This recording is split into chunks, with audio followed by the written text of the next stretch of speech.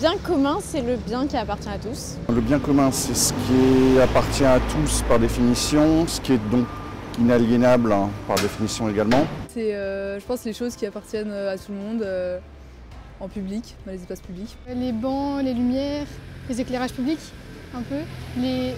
Peut-être les routes. Un partage d'opportunités en fait. Avoir l'opportunité de s'épanouir dans le monde en fait. C'est quelque chose qu'on possède de manière collective et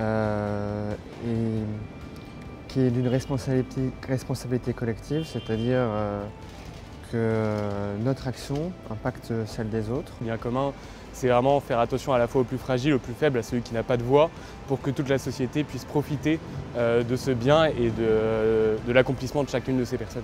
Essayer de faire en sorte que tout le monde soit le plus heureux possible, matériellement en tout cas.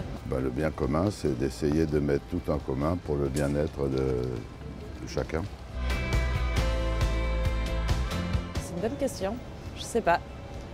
Je pense qu'il y a une différence. Déjà, il y a une différence.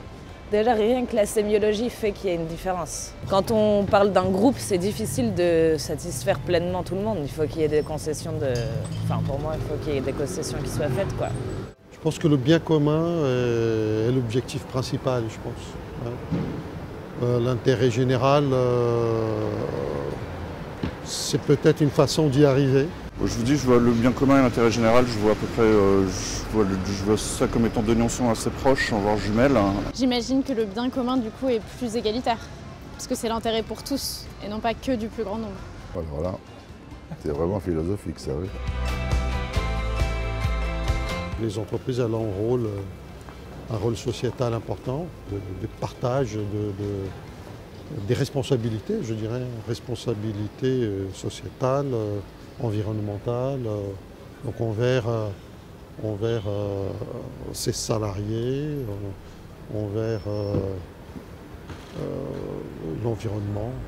Je vous parlais des choses qui sont inaliénables, c'est-à-dire penser à autre chose, à l'intérêt général, autrement que matériel et autrement que pécuniaire.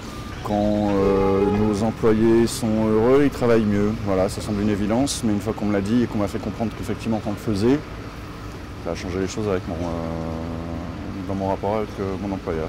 Je pense que le motif de l'entreprise est toujours biaisé, donc il y a toujours c'est pour un but. Bien sûr, toutes les entreprises ne sont pas des gros méchants et constituées que de personnes horribles, voilà. Les entreprises ont effectivement énormément un rôle à jouer, mais plutôt dans leur structure et plutôt dans le système, en ce sens où si elles participent à un système qui n'est pas durable, eh bien forcément elles vont impacter les plus faibles de la société qui vont être les premières victimes.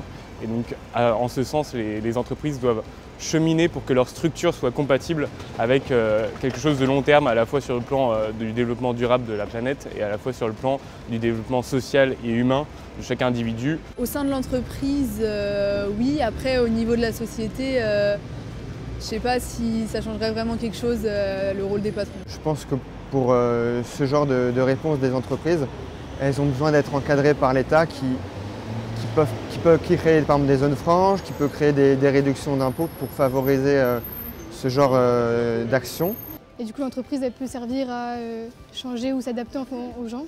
Sortir de leur zone de confort, ou de leur zone de confort économique en tout cas, pour aller au-devant de populations qui ont besoin d'emploi, pour moi, ça fait partie d'un intérêt général.